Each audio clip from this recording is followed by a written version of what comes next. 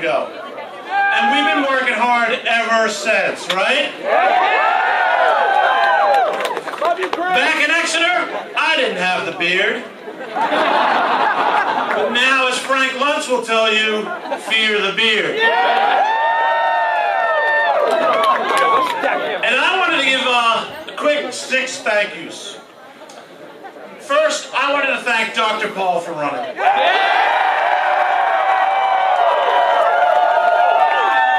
It is unbelievably selfless for what he gives for our cause. So thank you, Dr. Paul. I want to thank his family, his kids, his grandkids, his extended family, his secret weapon, Carol Paul. You guys, you know the cookbook was the secret sauce, right? So thank you, Paul family. We know what it's like for you to miss your father, your spouse, but we really do appreciate for what you've done for us. Thank you, grassroots. Let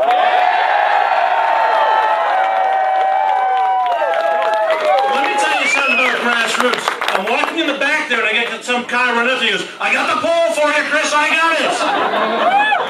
That's dedication, and that's how we win.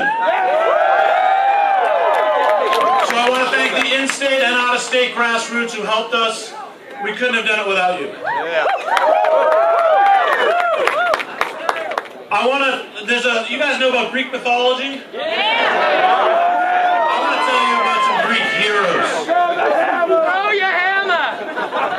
We got the Stanos brothers, Nick and James. You guys know what I'm talking about. Greek heroes. So, thank you guys. 40 years I've been doing this. I want to thank a group of unsung people who probably don't get as much credit as they should. I'm not going to name them, but the staff in New Hampshire, I would do it all over again for you guys.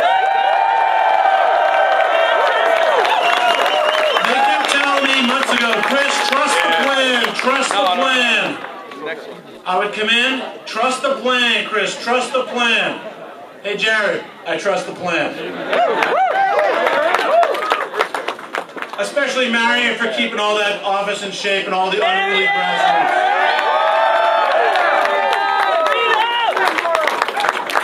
We'll get you a new printer once we're in the White House.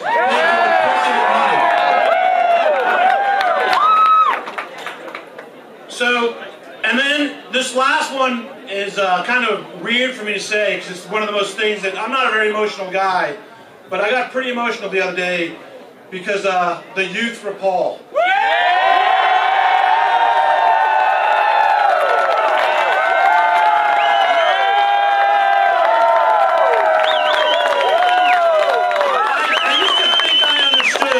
What Dr. Paul used to say about the youth inspire him. And I have to say, after this last week, you guys rock. Yeah! So I want to make all that youth. You got a friend of me, when you need something, find me, and I'll let you work on my campaign someday. Yeah!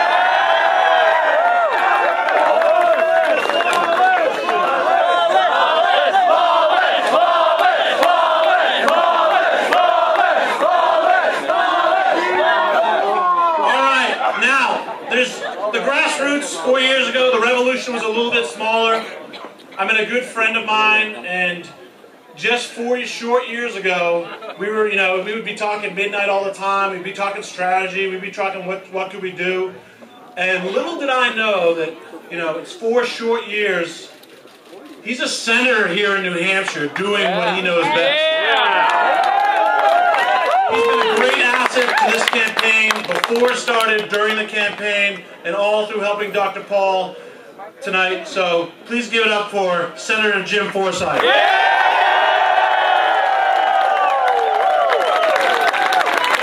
Thank you so much. Oh, it feels so good to be up here after 4 years. So I want to first acknowledge my 2 campaign co-chairs, Senator Ray White and Senator Andy Sanborn. Senator White had to do with family tonight, but we really appreciate him coming on board. He's been an amazing leader in the Senate. And Senator Andy Sanborn has been my office mate for the last year, and you can't ask for a better free market vote than Senator Sanborn. And I remember my involvement in 2008 really paid dividends for me when I ran in 2010. I got a lot of support from people like you, and I urge you to, when email comes sometime in the future for Senator Sanborn, donate generously, please. And also all the state reps who've endorsed. We've got some standing on stage here. Tammy Simmons. Yeah, Tammy! There's a couple more floating around. So thanks for them for coming on board. We got amazing support from the legislators. So I want to introduce Dr. Paul by talking a little bit about our history, how we got here. So over 30 years, Dr. Paul has warned us about overregulation, overspending, a government too powerful, and too many rights lost. He warned us about being the policeman of the world, the high price both in terms of dollars and lives lost, more importantly. He warned about that Congress should declare war. The president doesn't have the authority to go to war on his own. He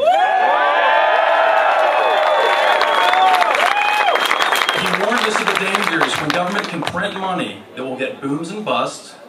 Wages rise slower than inflation. Different people get the money quicker or profit from it while other people suffer. And it erodes the middle class. The common theme in all these is liberty. Yeah!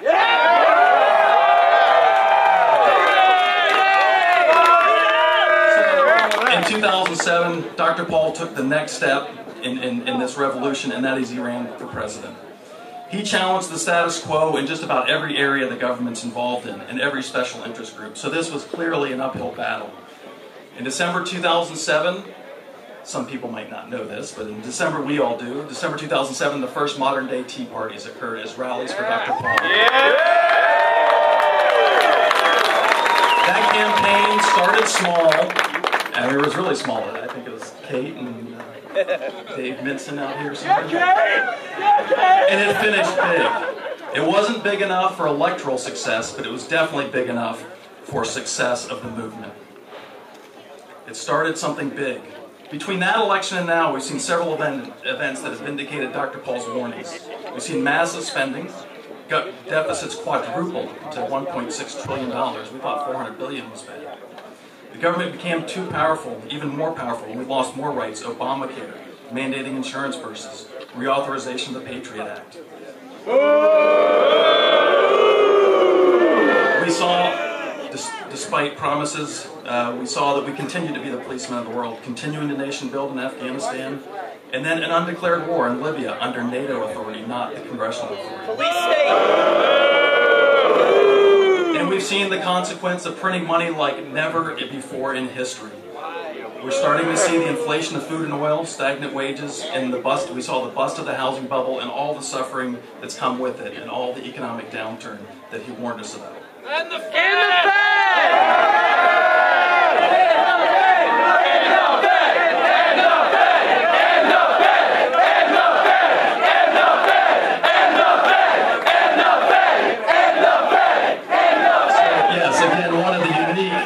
Of Dr. Paul is to make America aware of the Federal Reserve. All this has led to more and more people embracing the idea of liberty, with the election of Rand Paul to Senate, and other pro-liberty candidates all across the country, like myself, like Senator Sanborn. Local governments everywhere saw more pro-liberty people getting elected, more delegates that were pro-liberty. This was a movement that went far beyond Dr. Paul.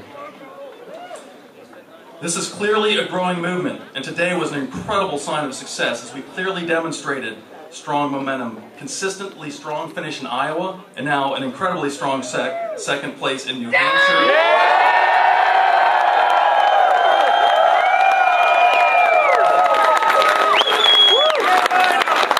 And Romney's own home turf. Dr. Paul is clearly emerging as the alternative to Governor Romney, the alternative to the status quo. The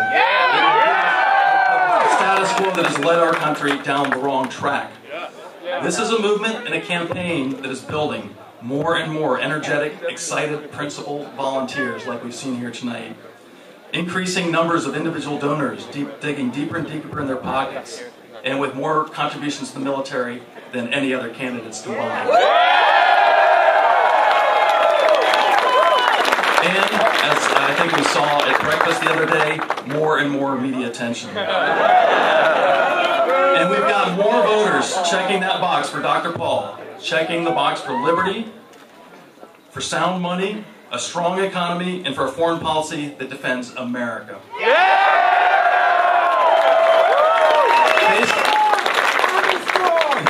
Based on what I've seen from 2008 to 2012, from the beginning of this campaign to now, from Iowa to New Hampshire, I know for a fact that we will restore liberty and restore America.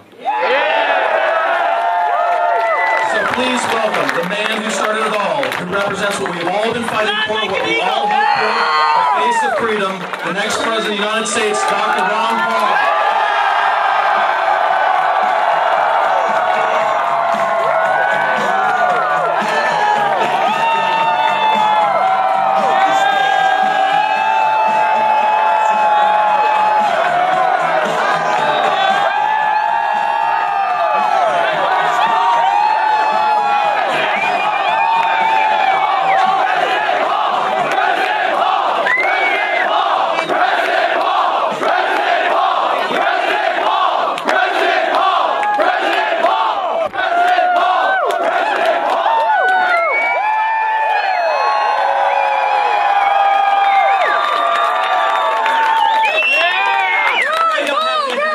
I think you know my wife, Carol.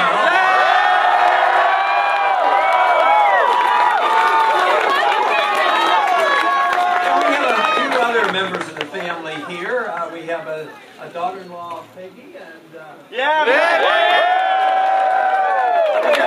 Lisa. And, you know, we have another member of the family, but he's also on the staff. But I think technically in the family, he's a grandson-in-law. That's Jesse Benton.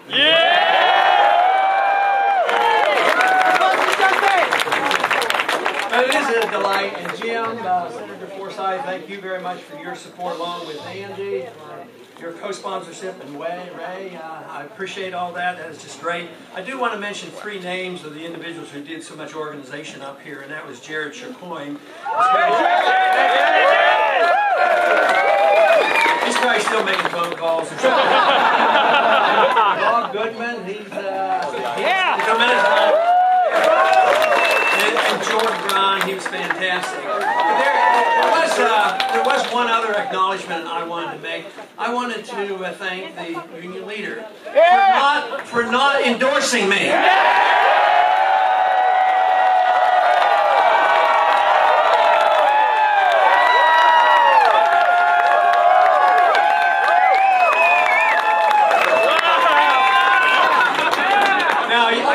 I called Governor Romney a short while ago before he gave his talk and congratulated him because he certainly had a clear-cut victory, but we're nibbling at his heels.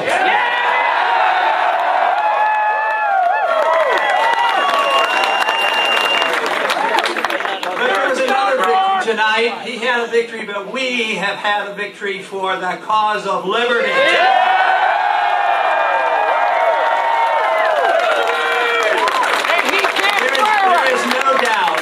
No doubt that this whole effort that we are involved in will not go unnoticed. Let me tell you.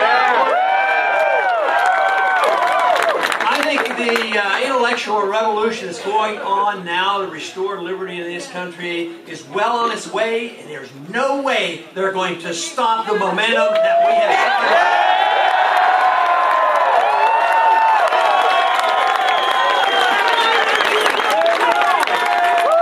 And that is the victory that you have brought about, because you have been the ones that have done the work. There's a lot of people here, but the ones across the country, the donors, and the excitement on the campuses, it's just unbelievable. We don't always get the coverage or the interest shown on what is going on, because if they did, they wouldn't be ignoring so much of what we're doing. But you know, I find it sort of fascinating when they finally get around, and this is different people, it could be in the media, it could be our opponents or whatever, but I sort of have to chuckle when they describe you and me as being dangerous.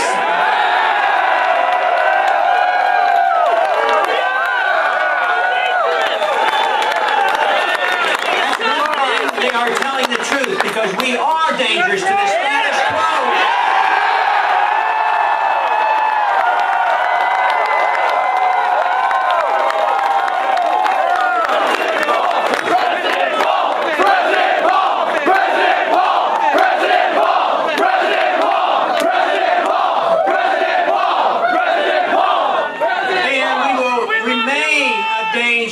To the Federal Reserve System.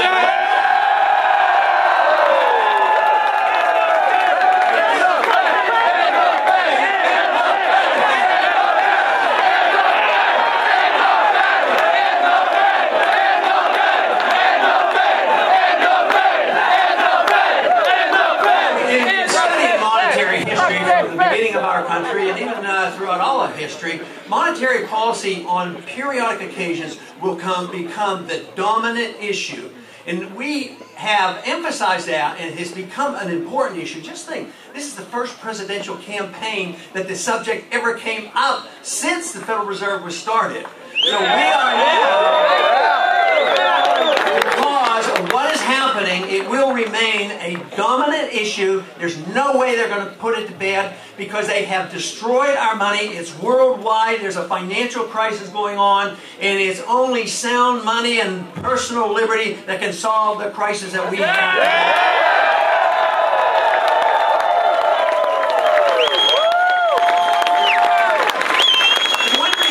One reason I talk about the monetary system so much, it was a sneaky, deceitful way to pay the bills. You know, an honest government that wants to be a big spending government would tax the people, and then the people would know what they were doing. If we had to pay taxes for everything that they do, you know, the people would rise up and stop it.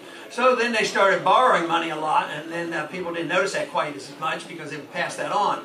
But then they resorted to the printing of the money, and that is why the Federal Reserve was established, to take care of the powerful interests, the military-industrial complex, the banking system, and deficit financing. And there's a couple reasons they have deficit financing. Sometimes there are conservatives that want deficit financing. And they have resorted to this, and of course this is why we are facing this crisis today. But it also serves those interests who like to think that we have this responsibility. They claim it's a moral responsibility to take our young people, put them into the military, and send them hither and yon around the world, policing the world, and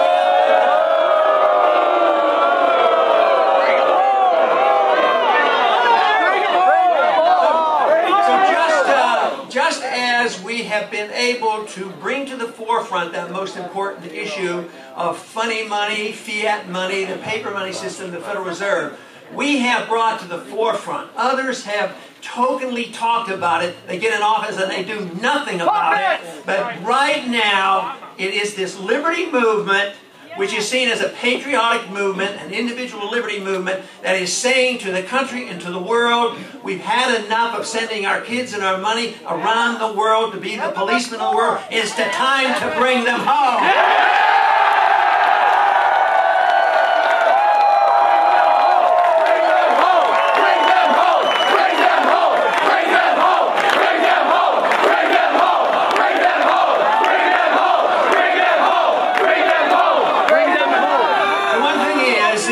We do know they will come home.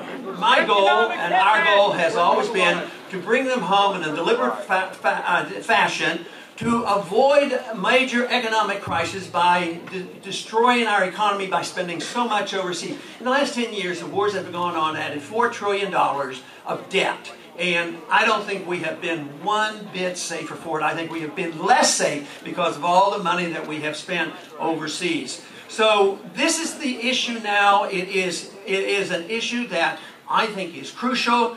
Jim mentioned in the introduction that, you know, so often they say that if we tell people that we think we should spend less in the military, they say, oh, that means you want to cut defense. No, if you cut the military-industrial complex, you cut war profiteering, but you don't take 1 penny out of national defense.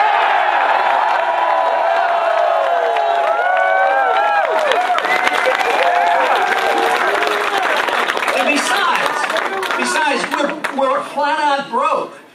Fortunately, we did not have to fight the Soviets. The Soviets brought themselves down for economic reasons. Do you know that they were so foolish and thought themselves so bold that they could pursue their world empire that they invaded Afghanistan?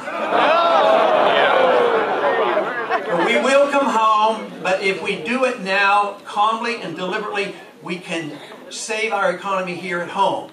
Because there are a lot of people who are suffering here at home. You have to stop the inflation because that's what destroys the middle class. And that's what transfers the wealth from the poor and the middle class to the wealthy. And that is why the wealthy got their bailouts and the middle class shrunk and they lost their jobs and they lost their houses. So this is what we have to do. We have to cut the spending. This is why I have made a token suggestion. In the first year in office, we would cut at least $1 trillion.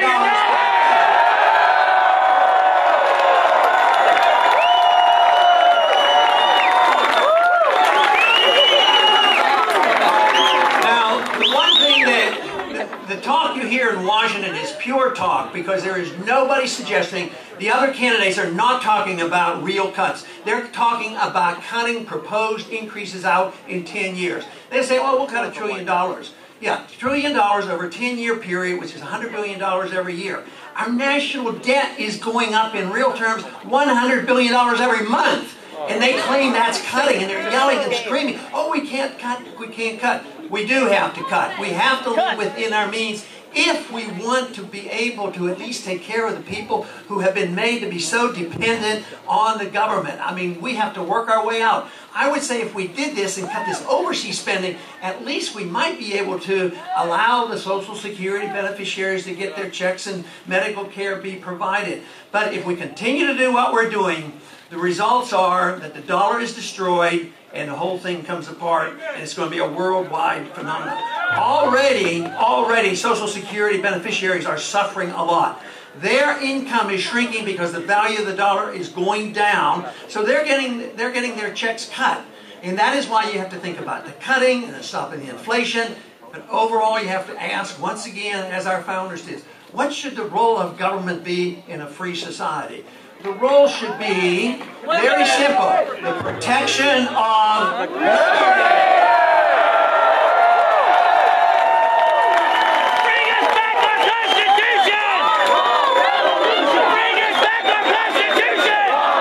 Revolution! Bring us back our Constitution! Revolution! Bring us back our Constitution! Revolution! You know, the Constitution was written for a very precise manner. It was not designed to restrain the individual, not to restrain you. It was to protect your liberties and to restrain the federal government. Liberty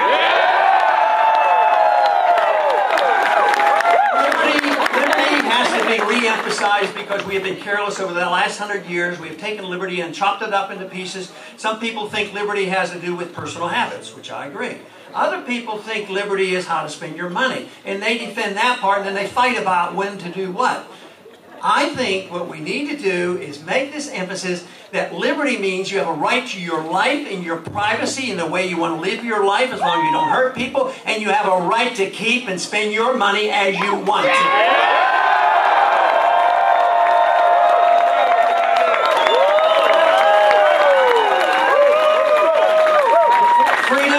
Freedom is a wonderful idea, and that's why I get so excited, but I really get excited when I see young people saying, it is a wonderful idea. Freedom is popular, don't you know that? Freedom brings people together. I think it's magnificent that the crowds that have come out over the weeks and months have been very diverse because it should be, because some people want their freedom to practice their religious in one way, maybe another way. Some might not even want to practice it at all. But freedom, if you understand it, you should all fight for freedom because you want to exert your freedom the way you want. Same way with economic freedom. It should bring people together. And I think this is one reason people worry about how are you ever going to put in a coalition, or how are you going to, oh no, they don't want a coalition. They said, how are you going to compromise and give up some of your beliefs in order to get some things passed? You don't have to compromise. What you have to do is emphasize the coalitions that people want their freedoms for a different reason and bring them together. America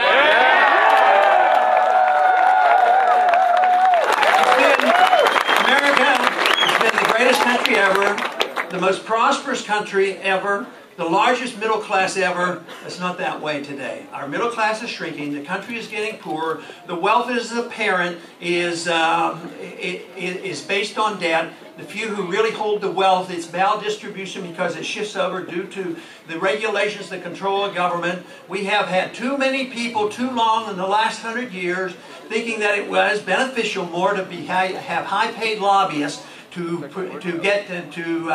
find out what they can get from the government, rather than us petitioning our government in a proper manner, to petitioning our government and demanding our freedoms back again.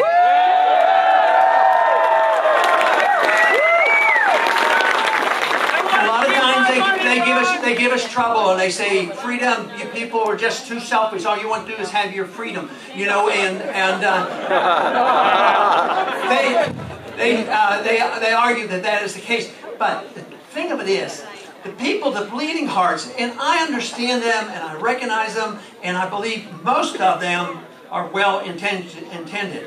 But it doesn't work is the problem. All that good intentions of saying, we're going to give everybody a free house and no loans, and then they can borrow against, you know, the equity. And look what happened. It was bubble, it burst, and they lost their houses. So the humanitarian instincts are there across the board. What we have to convince them, if you're a true humanitarian, you have to fight and argue the case for free markets, sound money, property rights, contract rights, no use of force, and a sensible foreign policy so we don't waste our resources.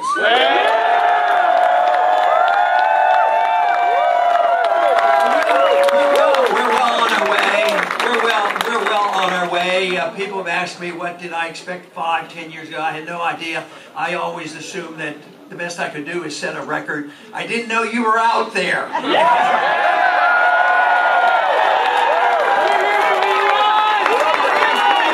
It's no longer that irate, tireless minority that is stirring up the troops. Now that irate minority, and so tireless as you have been, it's growing by leaps and bounds. It's going to continue to grow by leaps and bounds, and we will restore freedom to this country.